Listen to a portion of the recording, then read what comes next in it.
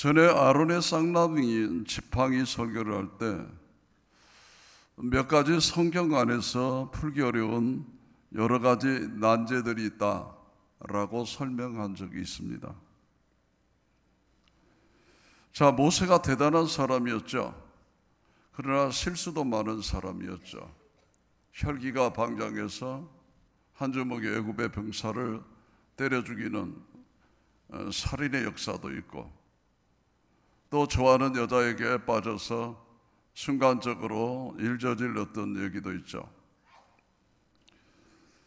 특별히 모세가 구수 여인을 취했을 때 하나님께서는 그를 지력하는 미리암을 문둥병으로 심판하시고 모세의 편을 들어주셨습니다. 아주 이해할 수 없는 사건이었죠.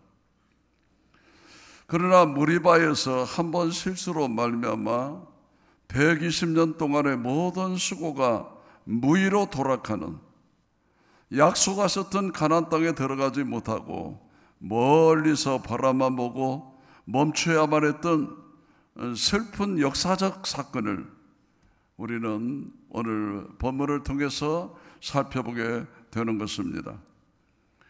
다시 범했던 죄가 큰 죄였지만 그것보다도 더 백성들 군대의 숫자를 계수한 사건이 너무 컸기 때문에 3일 만에 무려 7만여 명이 죽는, 까딱했으면 나라가 절단날 뻔한 그런 심판을 내렸었습니다.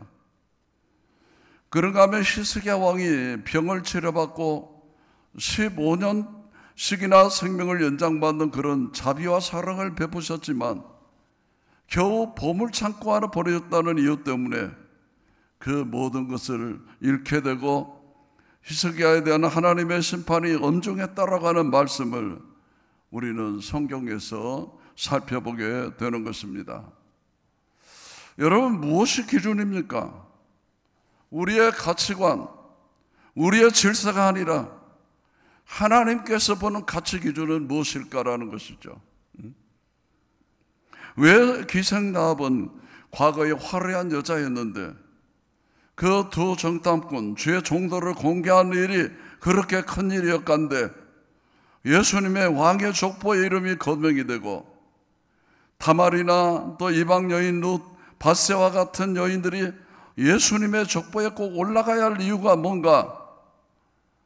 여러분, 이런 것들이 우리가 성경을 읽으면서 주의 깊게 살펴야 될 부분입니다.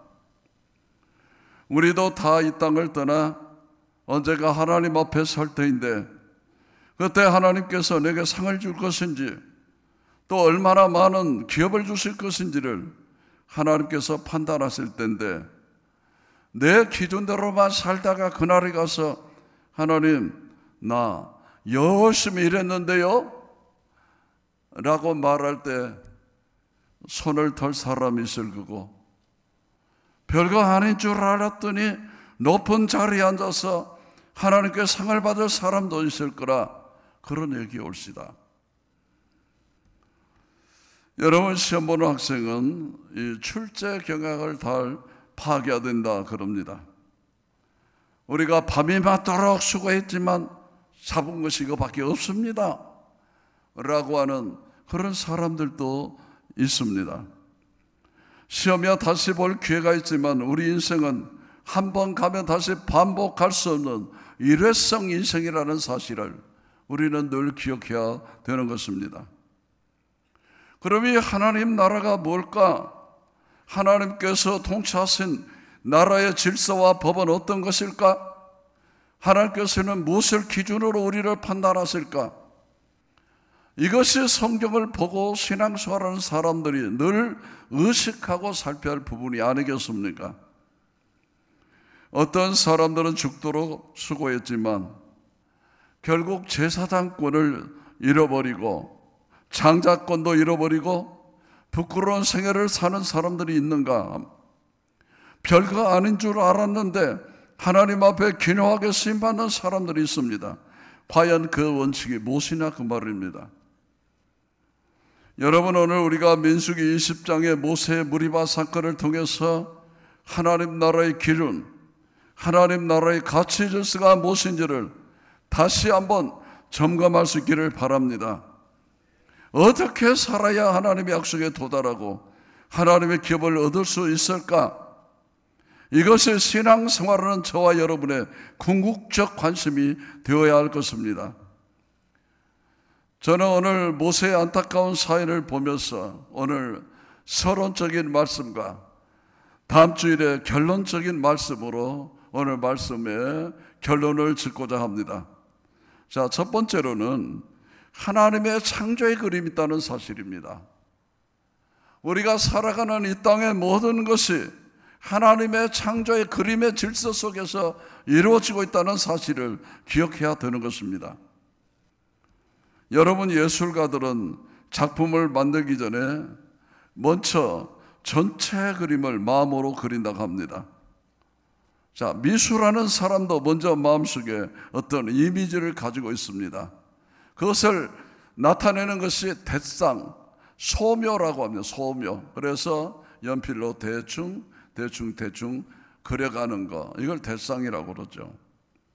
그러는 다음에 세부적으로 아주 자세하게 지어갑니다. 가령 말입니다, 빌딩을 짓는데 그냥 짓다 보니까 이런 빌딩이 나온 것이다, 그게 아니라 그 말입니다. 여러분, 설계사가 미리 계획하고 고를 어떻게 할 것인가, 넓이는 어떻게 할 것인지, 계단은 어디로 내고 문은 어느 방향으로 낼 것인가, 재료는 어떤 것을 하고 다 미리 계획을 짜가는 것이죠. 그리고서 청사진까지 그래서 완벽한 모습을 갖춘 다음에 공사가 시작이 되는 것입니다. 여러분, 우리 교회가 졌다 봤더니 이렇게 어떻게 이 교회가 되었다가 아닙니다.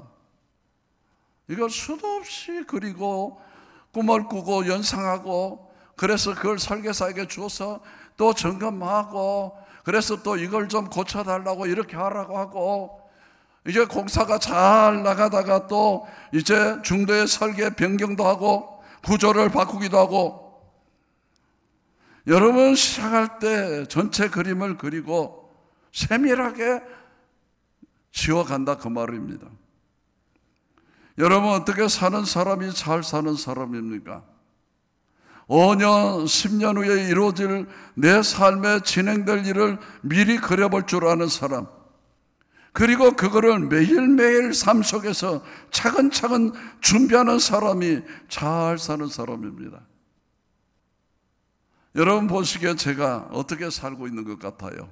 아이고, 하나님의 은혜입니다, 그냥 하다 보면 됩니다, 그러고 했습니까?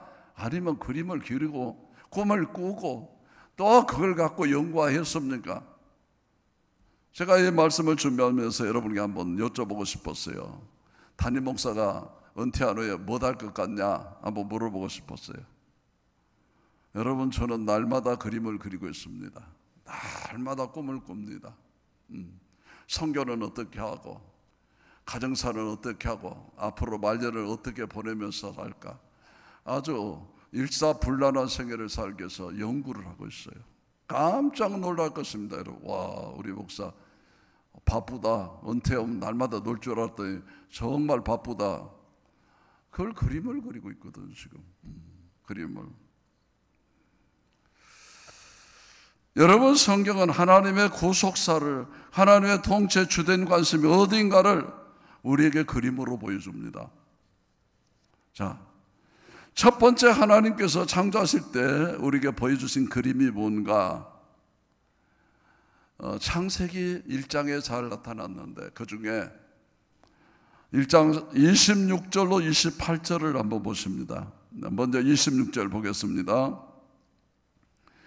하나님이 이르시되 우리의 형상을 따라 우리의 모양대로 우리가 사람을 만들고 그들로 바다의 물고기와 하늘의 새와 가축과 온 땅과 땅에 기는 모든 것을 다스리게 하자 하시고, 첫째는 만들어, 그 다음에는 다스리게 하시고.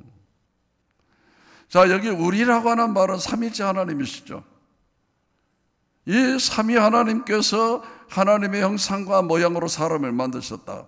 자, 27절 보면 하나님이 자기 형상 곧 하나님의 형상대로 사람을 창조하실 때 남자와 여자를 창조하시고. 자, 하나님의 DNA, 하나님의 시로 인간을 만드는데 남자와 여자를 만드셨다 그러. 남자와 여자를.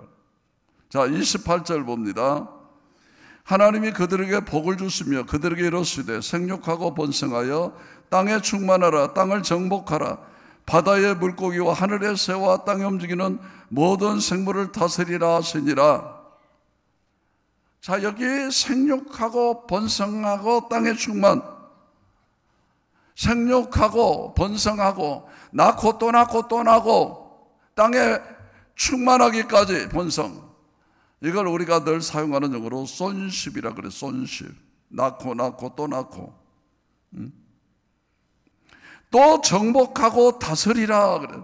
정복하고 다스리라는 말을 킹십이라, 왕권, 통치권이라겠죠.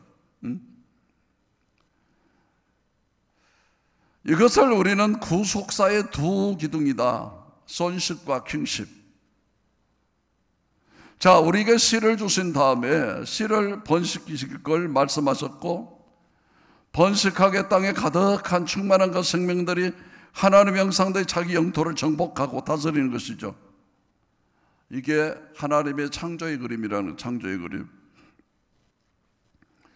그래서 이 창세기 1장 26절로 28절까지의 말씀, 이 손십과 킹십에 대한 말씀은 그 자리에서 끝난 게 아니고 노아의 홍수가 지나고 나서 창세기 9장 1절로 2절에 반복됩니다. 씨를 뿌려라, 다스려라. 또 창세기 12장에 아브라함에게 뭘 부르신 다음에도 내가 내게 씨를 줘서 중다한 민족이 될 것이다. 내가 내게 땅을 줄 것이다. 다시 이삭과 야곱과 요셉에게 반복되고 출애굽 공동체계, 이스라엘 전 역사가 손십과 킹십으로 이어집니다. 다시 신학 시대에 열어요. 예수님께서 뭐라고 오셨느냐? 베드로의 신앙 고백에 나타나 주는 그리스도시요 살아계신 하나님의 아들이십니다. 살아계신 하나님의 아들, 씨를 확산시켜라. 손십, 그리스도서 기름 부음 받는다, 통치권자로 오셨다 그 말이죠. 여러분, 하나님께서 창조 때 이 말씀을 주셨고 타락한 이후 다시 세상을 회복하시고 구속할 때도 동일한 하나님의 의도, 하나님의 목적, 하나님의 통치 원리를 가르쳐 주셨습니다. 첫째는 씨를 많이나 확산시켜라. 둘째는 땅과 바다 하늘을 다스려라. 오늘 이것 우리에게 동일하게 주시는 말씀, 동일하게. 여러분, 성경은 처음부터 끝까지 하나님의 그 의도가 같습니다. 그래서 현대적 용어로 말하면 손십, 전도하고 선교하세요. 킹십, 성령의 기름 부음 받아서 이 땅을 다스리고 통치하세요. 결국 전도와 훈련을 통해서 하나님의 나라를 이룩해 가는 것입니다. 여러분, 우리들의 가정 구조를 가만히 한번 살펴보세요. 한 남자가 한 여자와 결혼했습니다. 그러면 당연하게 뭐가 생겨야 됩니까? 아이들이 생겨. 아이들이. 요즘은 하도 음식 먹는 게 잘못돼 갖고 우리 환경이 어그러져 아이를 낳는 일이 그렇게 쉽지를 않습니다. 그래도 문제가 생기면 병원에 가고 또 시험관 아기다 무슨 여러 가지 방법을 통해서 어떻게 해서든지 애를 낳으려고 애를 씁니다. 그런 다음에 애를 낳았어. 애를 낳아. 그러면 어떻게 합니까? 아, 이제 내 책임 끝났다? 그러지 않잖아요. 잘 키워가, 잘 양육해가. 그냥 키우는 게 아니고 잘 키웁니다. 여러분, 우리 한국의 엄마들을 이끌어서 가시고기라고 해요. 가시고기. 가시고기가 새끼를 낳습니다. 그러면 새끼들에게 자기 몸을 다 뜯겨. 그리고 애미는 죽어가고 새끼들은 살아나는 것입니다.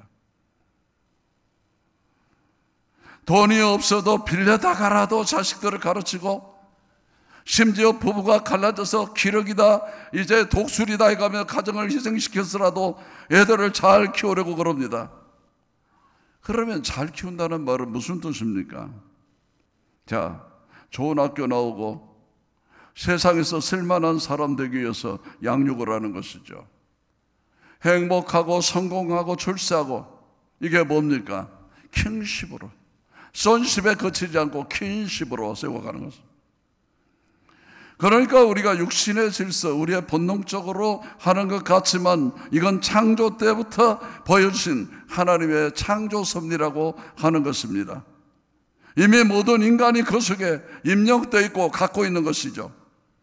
아이를 낳고 잘 키웁니다. 사람답게 살게 해주고 영향력을 미치게 해주고, 그리고 부모는 사라지고 사람답게 태어난 자식 양육이 다시 재생산의 원리에 들어가죠.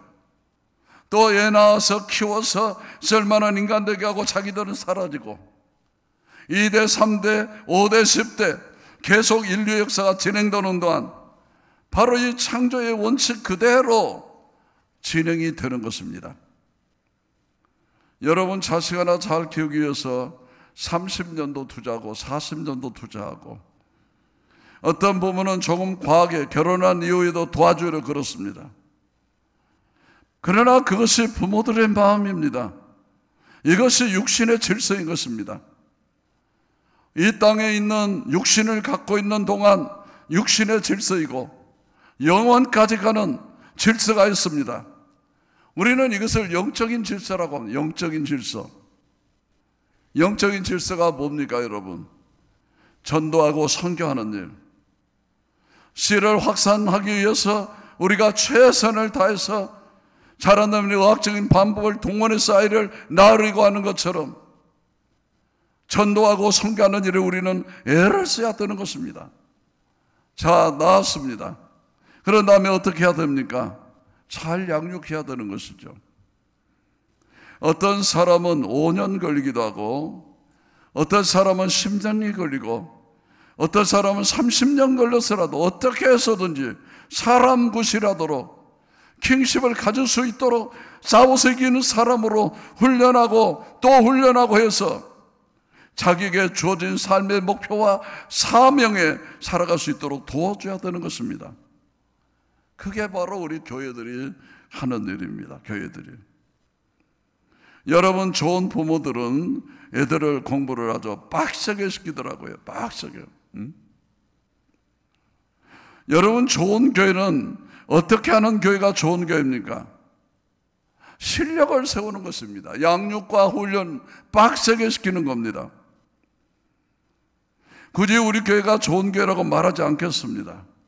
그러나 여러분, 이런 일에 불평해서는 안 되는 것입니다. 잘 훈련해서 제 역할을 감당하도록 도와주는 것입니다. 그들이 부딪혀오는 여러 가지 위기와 시련을 극복하고 죄를 이기고 세속의 흐름 앞에 편승하지 않고 사탄과 싸워 이기고 모든 결핍과 상실과 싸워 이기고 사람답게 살도록 도와주는 것, 바로 이게 교회가 해야 할 일입니다. 여러분, 이런 빡센 교육과 훈련을 받고서도 한순간에 무너져 갑니다. 광야 40년을 훈련했던 모세도 한순간에 무너졌습니다. 말 한마디가 그 사람을 무너지게 해버립니다. 하나님께서는 이런 목적을 가지고 사람을 창조하셨고, 그리고 예수님께서 오신 목적도, 역사의 마지막 평가도 바로 이 손십과 킹십으로 할 것입니다. 여러분, 크게 두 번째로 사람은 왕으로 부름을 받았다고 합니다. 왕으로 부름받았다. 여러분, 우리가 어떻게 살아야 합니까? 당연히 왕으로 살아야 됩니다. 너희는 택하신 족속이요 거룩한 나라요 왕같은 제사장이니 그랬어요. 우리는 왕으로 부름받았다는 사실을 꼭 기억하셔야 됩니다. 창세기 1장 1절에 보면 태초에 하나님이 천지를 창조하시니라. 여러분, 하나님께서는 창조주이십니다. 창조주. 자, 시편 24편 1절과 2절을 보겠습니다. 땅과 거기에 충만한 것과 세계와 그 가운데 사는 자들은 다 여호와의 것이로다. 누구 것이라고요? 하나님의 것이로다. 여호와께서 그 틀을 바다 위에 세우시며 강들 위에 건설하셨도다. 바로 이 우주의 주인은 하나님이시라고 하는 하나님. 그러나 이사야서 45장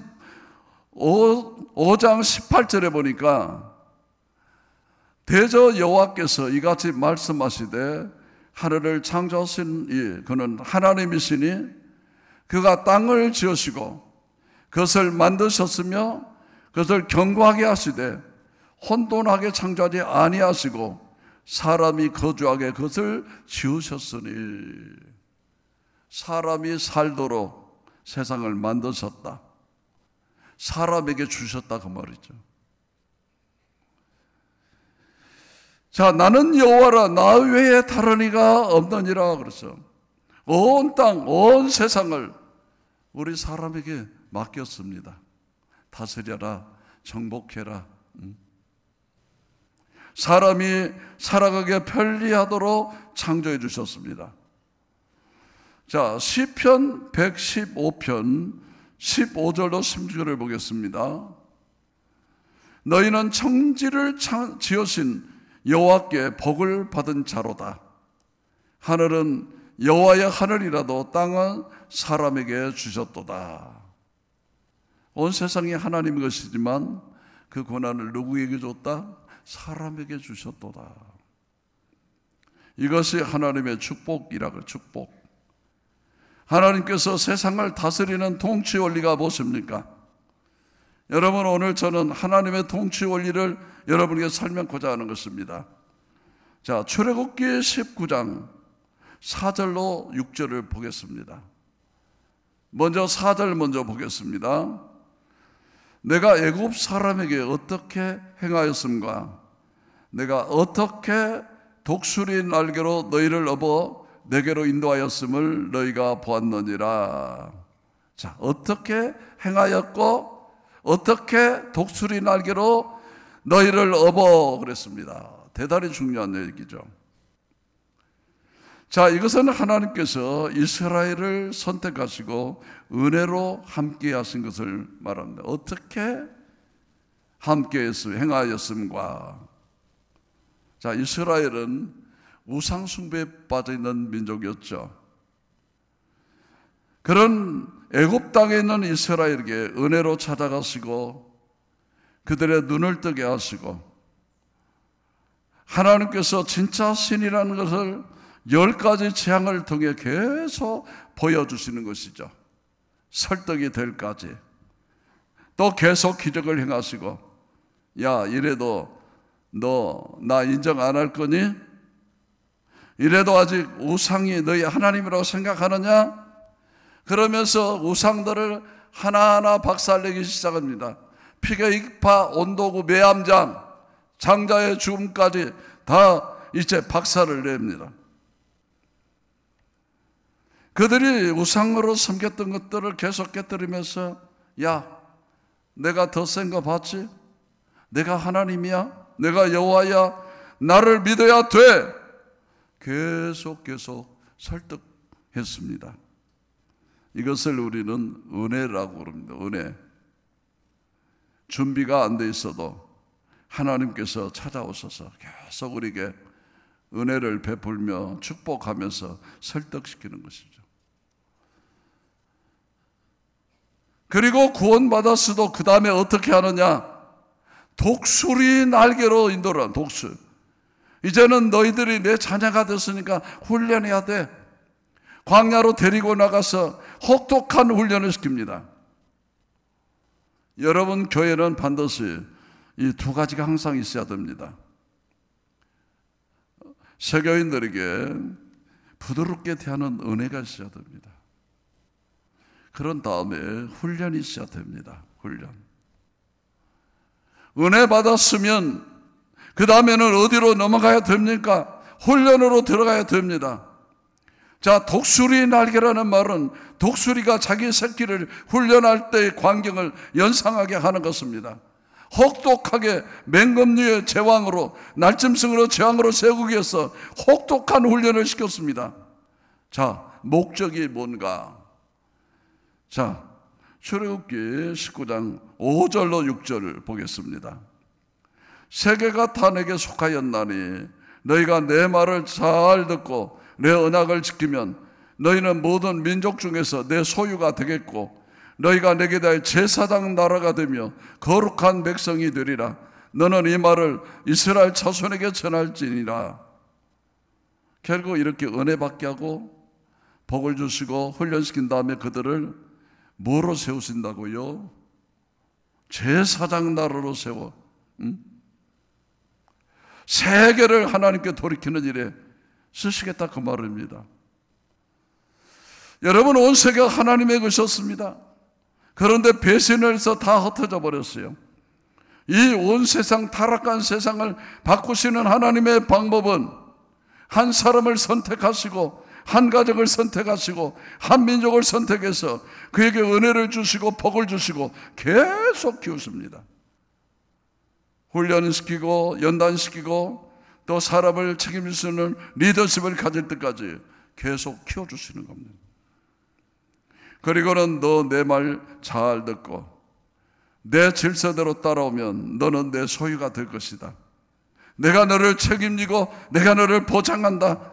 그 대신 세계가 내게 속하였기 때문에 너는 이 세계를 내게로 돌리는 제사장 역할을 감당해라 라고 미션을 주신 거예요. 미션. 여러분, 우리 한국이 복받은 이유가 뭐라고 생각이 듭니까? 굴제 나라들과 어깨를 대등하게 할 수 있는, 어떻게 우리가 일본과 맞짱 한번 떠보자고 이러고 어디 중국과 맞짱 떠보려고 이런 위상을 누가 세워준 것입니까? 대체 언제? 하나님이 우리를 세우신 것이죠. 왜? 제사장 나라 감당하라고, 선교하고 세계를 하나님께 돌리는 일을 위해서 쓰임받도록 하기 위해서 하나님께서 계속 기회를 주신 목적이 분명합니다. 여러분, 물질의 축복을 받으셨습니까? 공부를 많이 할 수 있는 기회가 있었습니까? 가정이 평안하고 형통하십니까? 뭐라고요? 그게 사명이 있는 거, 사명, 미션이 있는 겁니다, 여러분. 저는 그럽니다. 믿음의 보장을 갖고 일본 너희들이 우리 우습게 하는데 두고 봐라. 북한 너희들 우리 우습게 하려고 하는데 두고 봐라. 어떻게 된가? 믿음의 보장이요, 미션의 보장이에요.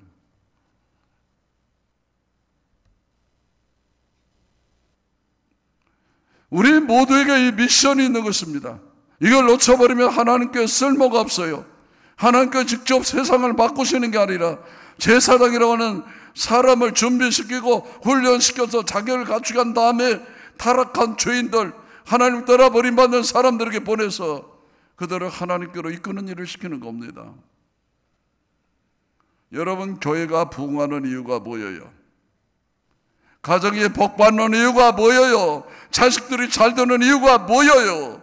분명한 미션이 있는 거예요. 나 혼자 잘 먹고 잘 살고 행복하라고 주신 것이 아닙니다. 그러면 썩어버립니다.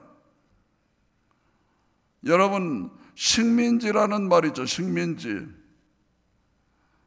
이 식민지라는 말이 나쁜 말이 아닌데 우리는 이 식민지라는 말이 굉장히 듣기 거부감 말이에요. 왜? 우리가 식민지 생활을 했기 때문에 그런 거예요. 식민지 생활을. 그럼 일본이 뭐라고 하면 왈칵 화가 나고 난리가. 옛날에 이것들 우리를 그렇게 괴롭히더니 지금도 물러하냐? 그러고 왈칵 성질이 나는 거예요. 우리 지난날의 상처예요. 상처. 그게.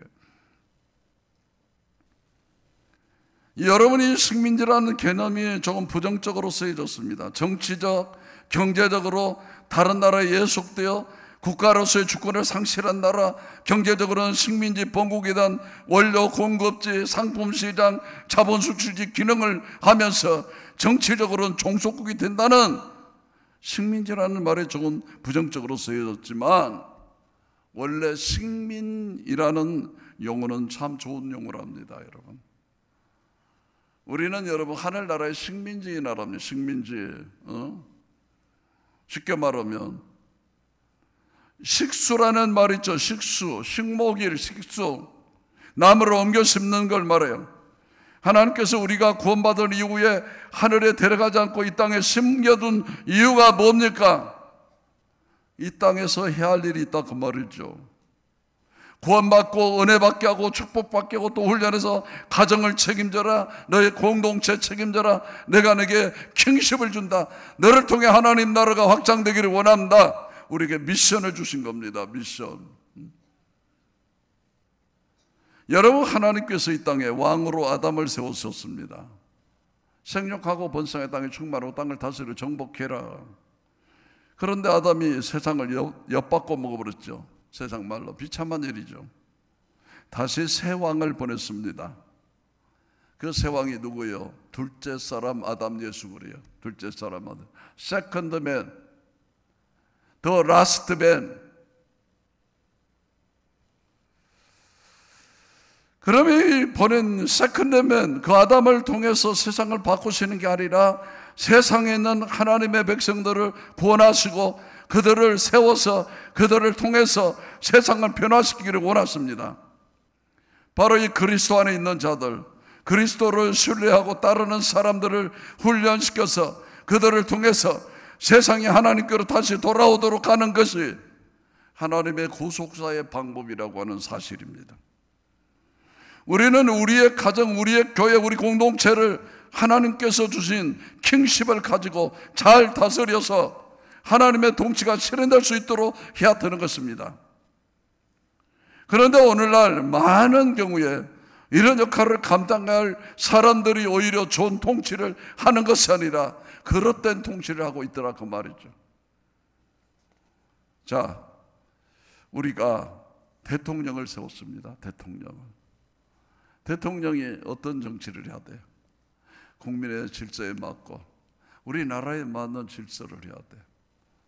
옛날에 자기 한풀이를 하거나 자기 야당 시절의 것만 주장해서는 안 되는 것이요. 전체 국민을 가슴에 품어야 돼요.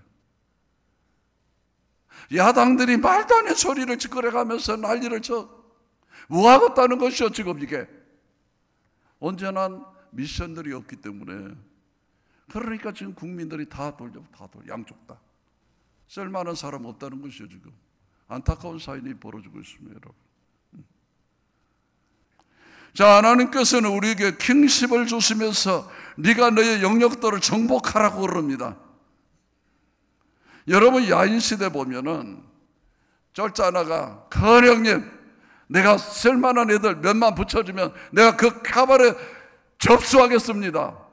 이걸 나발이라고, 일본 말을 안 쓰고 싶은데 나발이 하겠습니다, 그 말이요. 교회가 존재하는 이유는 예수 믿고 천당 머리기 위해서 있는 게 아닙니다. 그건 개인적인 차원에서 우리가 믿음으로 해결될 문제이죠. 교회의 존립 목적은 이기는 자를 만드는 것입니다. 이기는 자.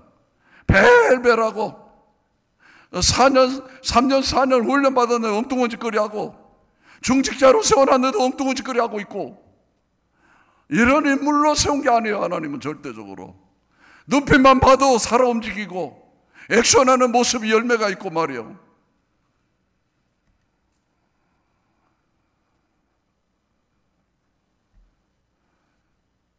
여러분, 하나님 나라를 되찾고 도탄에 빠져있는 사람들을 건져내고 죄로부터, 사망의 권세로부터, 세상으로부터 그들을 건져내는 겁니다.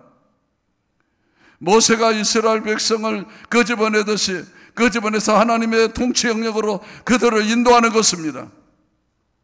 여러분, 구속사는 손십과 킹십으로 이루어지는 것입니다. 여러분, 안타까운 것은 오늘 본문에서 모세가 그 강력한 킹십이 무너져버리는 안타까운 모습을 우리는 보게 되는 것입니다. 자, 이 본문의 말씀을 가지고 다음 주 어떤 결론을 맺을 것인가 우리 한번 깊이 생각해 봐야 됩니다. 오늘 우리는 하나님의 구속사의 대행자로서 온전한 구속소를 이루한 믿음의 사람들이 다 될 수 있기를 주의 이름으로 축원합니다. 할렐루야. 기도하겠습니다.